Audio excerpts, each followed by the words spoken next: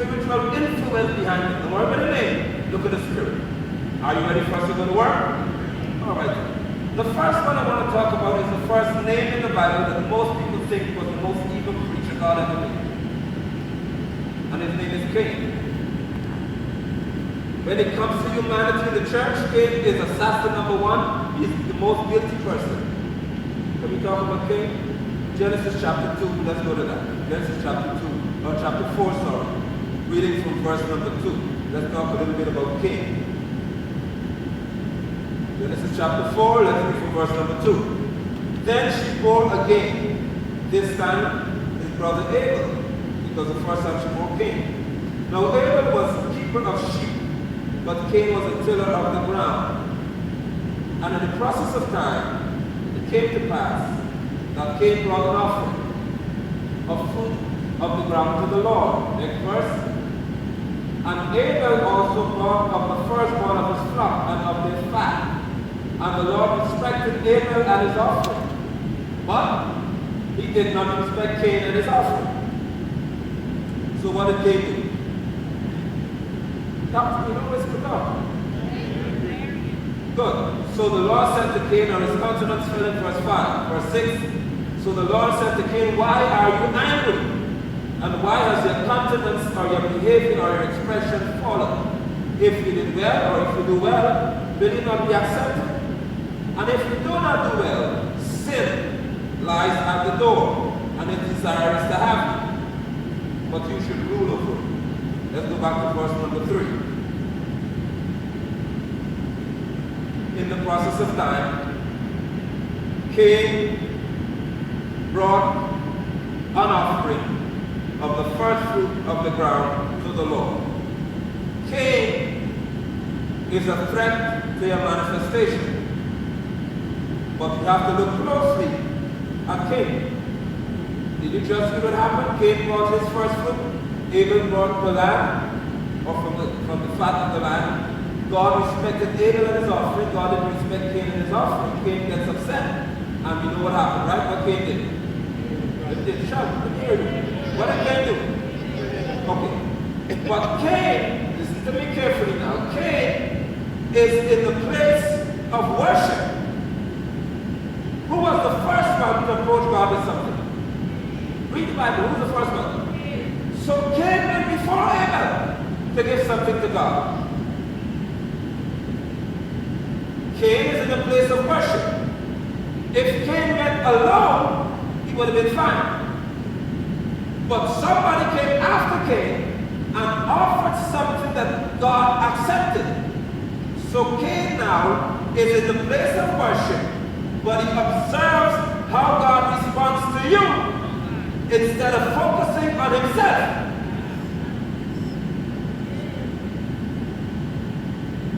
Cain, after God rebuked him, could have easily said to his brother Abel, would you please give me a sheep so I could do what God likes? He didn't do that. Instead of borrowing a lamb, Cain preferred to have a resolution in his mind that I will kill the accepted one instead of asking the accepted one for help. Begin to think about Cain because we talk a little bit. The most deadly aspect of Cain's character is this, that Cain talks to you as a brother or as a sister. The Bible said it, that in the process of time they were in the field and Cain spoke with his brother Abel and killed him. How could you talk with me as my brother? How could you talk with me as my sister? When our conversation has in the back of your mind, I'm going to kill you in my first opportunity. Cain is a destroyer of your dream. Cain will ensure that although I befriend you, I will take you out. Cain was a tiller of the ground. He was a farmer. Abel is keeping the sheep. Abel leaves where he's supposed to be and goes in Cain's territory. Cain will always invite you in and take you out. Can I go to Cain, I warn the church, You cannot have a friendly conversation with Cain. I don't mind how friendly it sounds. His intentions or her intentions are never pure for you. Oh Lord, hear this one right here now. Cain is a worshiping assassin. Let me say that to you again for the Cain in your life. Cain is a worshiping assassin. Cain has to catch you after the worship encounter is over, so that you can be led by your senses and not Holy Spirit. When they were both before God, Cain did nothing to Abel. When church was over, and they went away from where God's presence was, Cain said, now I got you. Because there's no atmosphere of wisdom in your head anymore. You just trust me because you both left God's presence. And what hurts some of you is the phone call you made after church. And the dinner you went to after church. And the parties you go to after church. Because at church it's fine until Cain gets you in a secure place where they can then execute the plan. Can we go further? Many of you are staring death in the face. Death meaning the plan of God or the will of God in your life because of company. You dress in the wrong room. Cain is well behaved at church. Cain, if you look around the room, look around, let's look around to your left and your right. You see anybody misbehaving in there? Good. Cain is well behaved in church. Cain acts holy. Cain sings holy. Cain preaches holy. Cain is holy until. And Cain is holy with a but. Cain is dangerous to your future because Cain, like I said before, is someone who could fool you based on their actions in God's presence. You only get to know Cain when you leave church. And if you praise him, when Cain starts acting up, you'll say, but even not bad because I remember how she behaved in church. Let me go to the next one for you.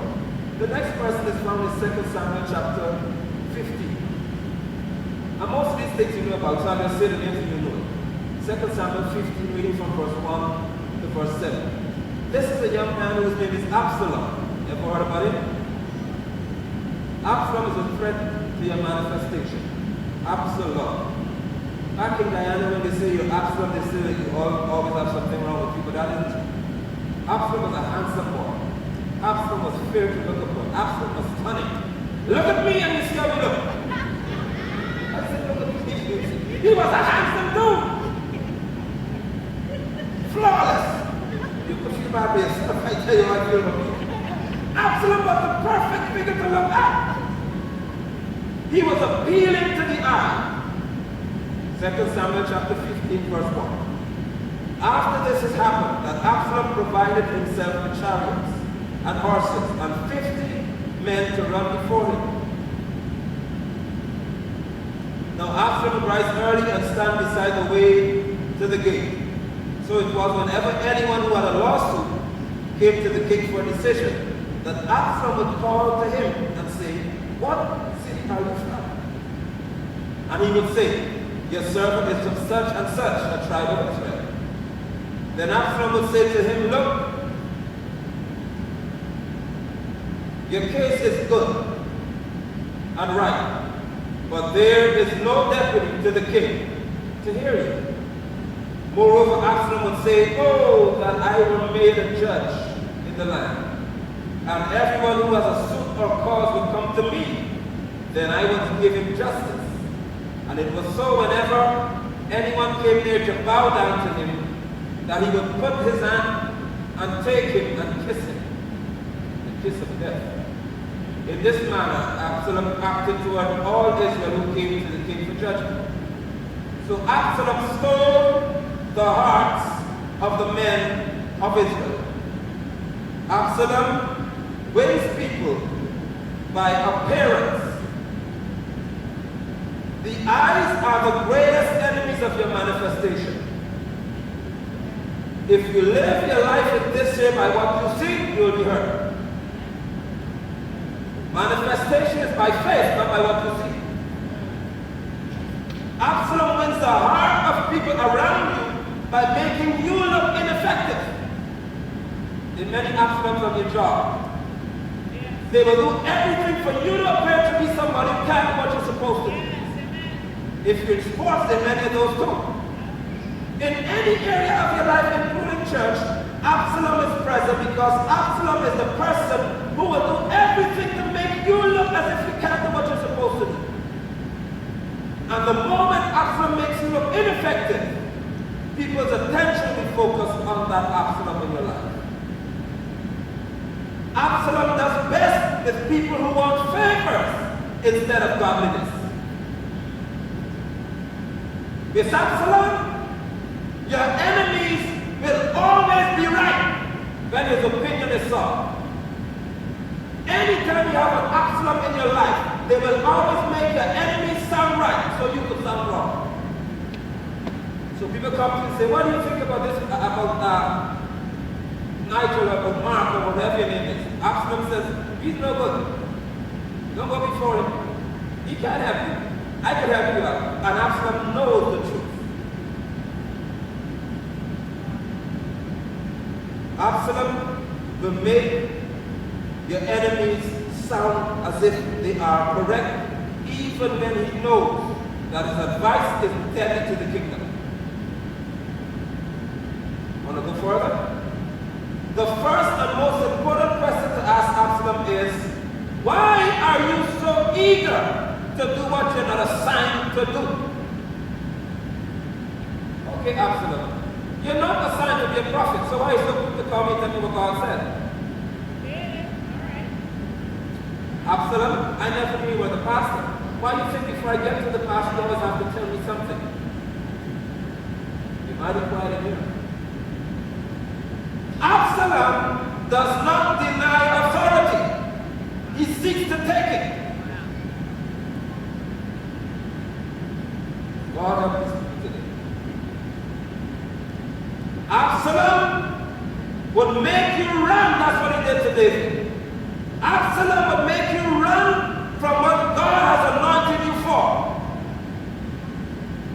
Absalom would make some of you run away from your church if you can. Make you run from your family if you can.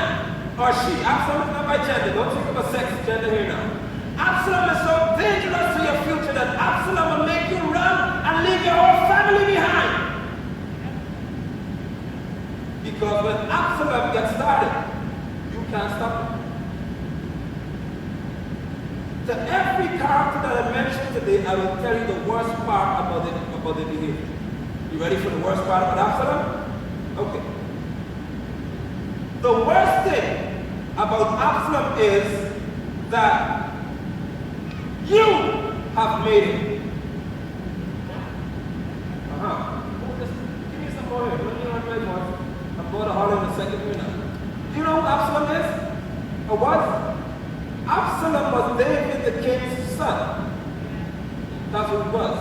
So the king has a son named Absalom who knows his father is still on the throne in the palace. And he goes to the gate to tell the people before they get to his own daddy, don't go there. I can help you. So let me tell you again the worst part about Absalom. The worst part about Absalom is you have made him. How? Absalom did not come from a stranger's camp. He was raised by you. Absalom is that person you nurtured and you give them protection and power when you should have executed them from your company. You have him right where he is. When the people told David about Absalom's behavior, he said, leave my boy alone, nobody's to kill him. Absalom will make you run away from your own house and leave him to rule over it. You know why? Because at the end of the day, who made him? Who made her? Who raised him? Who allowed this person to get all this influence over the or beneficial to your future. Absalom will destroy every relationship you have that means you're good. And I repeat on purpose, you have a problem with Absalom because you raised the person to be just that way. You ran. And now, it is your interaction, it is your action, or your inaction that has you running away from Absalom because you can't deal with what you have created. You would rather run from your assignment than defeat the spirit of Absalom. And when you read all this, read chapter 15, 16, 17 of 2 Samuel, you're going to see how dangerous this boy is. Absalom waited for 40 years. How long I just said? Now, I am about to be 40 in May. You know what it is for somebody to wait their whole lifetime to get you?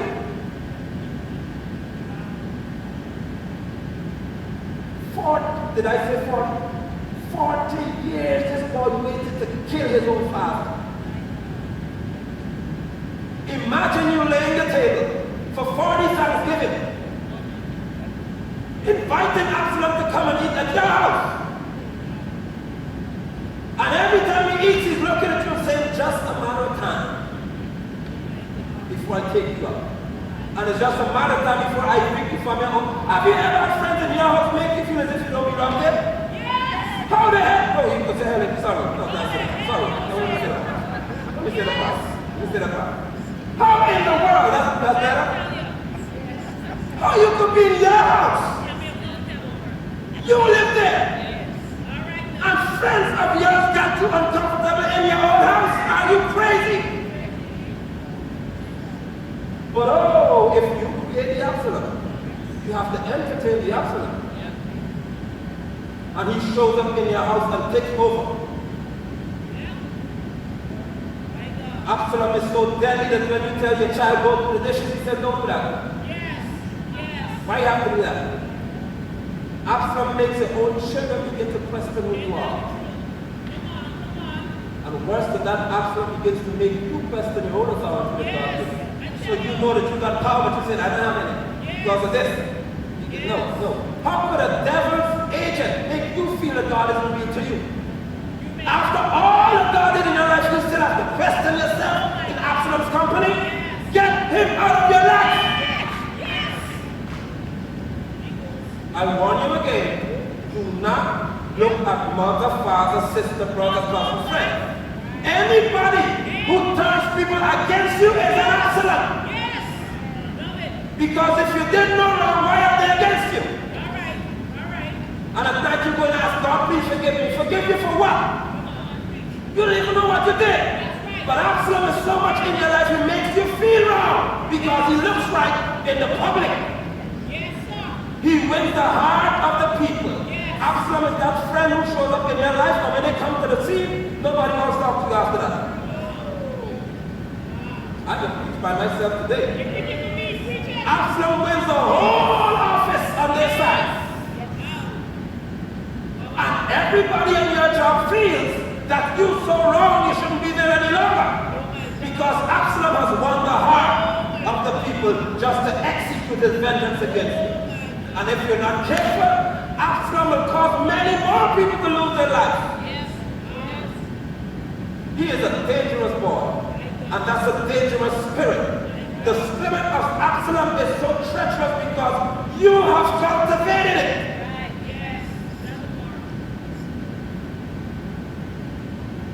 Absalom plays with your conscience. Because at the end of the night, you have to sit in your bed and say, I caused it. And church, people don't live too well with mirrors in front of them. If you could blame the pastor for Absalom, you'll do it. If you could blame his mother for Absalom, you can do that. If you could blame somebody else for Absalom, you can do it. But what do you do when you have to look at the Absalom at the mirror and say, I am the one who gave him this authority to do this damage? Let's talk about another person. Judges chapter 16, you can take note of it. Delilah, you don't have to read that one. Oh, Delilah, don't worry about the gender now. Don't take a male or female. Delilah is deadly. Delilah, in terms of your manifestation, is somebody who is attractive. Ladies, you might say, let him talk to the men, but Delilah, no. Don't think of a gender here, because some of you have Delilahs in your life as well. Delilah is attractive. Judges chapter 16. Delilah is willing to entertain you in your state of rebellion. God told Samson, do not have anything to do with the Philistines. They are your enemy. You've been born to kill them. Samson's mother and father says, Sammy boy, don't take this girl. You're from Israel. Please take somebody from your own tribe. He said, no, I want her. Watch your statement. She pleases me well. Delilah puts a blindfold on the consequences of your action. And she reveals the joy of your interaction with her. Delilah will cover your eyes from seeing the consequences. So if you're in a gang, Delilah is present. Delilah says, let's go rob these people and we'll be rich. And all you see is the Benjamin. You don't see the AK-47s and the M60s and stuff like that, right there. You don't see the SWAT team. You don't see the cameras. You don't see anybody else. All you see is Delilah makes me know that it is all right, and if we have that, we'll get rich. Delilah will always bring you great pleasure. Always. Delilah is the joy of the party, the life of the party, the joy of the dinner. If you're in Delilah's company, you feel at home and you feel comfortable. Great pleasure is always had. You will always love your Delilah. Do not focus on gender. Demons are genderless. The Bible says in Judges chapter 16, she asked him once, Samson, what does it take to get you all your strength? He said, if you tie me up with reeds, I will lose my strength. The next day he got up, he was tired. If Samson had 1 ounce of common sense, he'd start running from that moment. But what did I say? Delilah brings you pleasure. She's too sweet to walk away from. And many of you in here have had Delilahs in your life, male or female, and people tell you, you know this boy or woman is dangerous in the future. And you say, I know what? I know that. Mommy, I know I'm supposed to leave him, but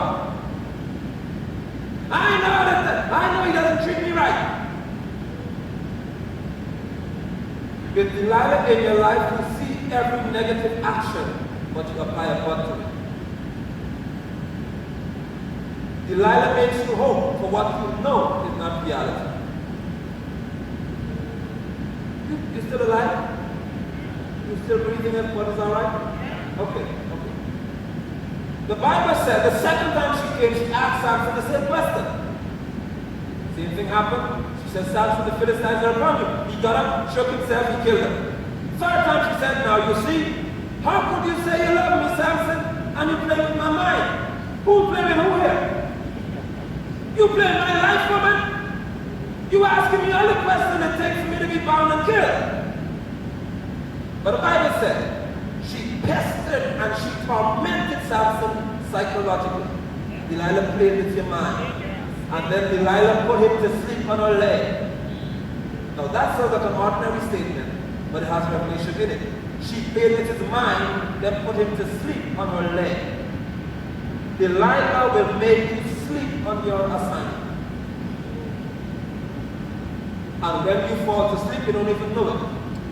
Because the moment Delilah gets into your head, you rest thinking it's now all right. It's not all right. When we talk about the worst part of Delilah, the worst and most dangerous characteristic about her is, or this spirit is, it announces its intention to destroy you. But there is too much pleasure to walk away from it. Cocaine is a Delilah. Alcohol is a Delilah. Sexual intercourse before marriage is a Delilah. Masturbation is a Delilah. I know it's wrong. but there's too much pleasure to leave it. Gambling is a Delilah. Delilah is not from your family or your belief system. Delilah announces that I am your enemy. Yet you're in love with it or her. Delilah is a sweet, sexy Philistine. Delilah got all the muscle. When you look at Delilah, Delilah could dress sharp as a tack. Delilah has all the words that make you say, when I hear his voice, I just melt. You melt? You keep melting. You can only know the spirit that Delilah has by the questions that they ask. Oh, this one, don't miss this right here. Focus on this one right here. If all that Delilah needs to know are your weaknesses, run. Any friend you have who only wants to know what you weak in, don't hang out with them. Don't spend a minute in their company. Anybody you know whose greatest interest is in what you weak in, don't be with them. Delilah is your deadly confidant. Male or female. Delilah is that boy, that man in the book, we call him a dog. Delilah is the dog who will tell you, hey, when you hit the coke yesterday, where you have the gun? Now nobody knows where you hit the gun. But Delilah is so persistent.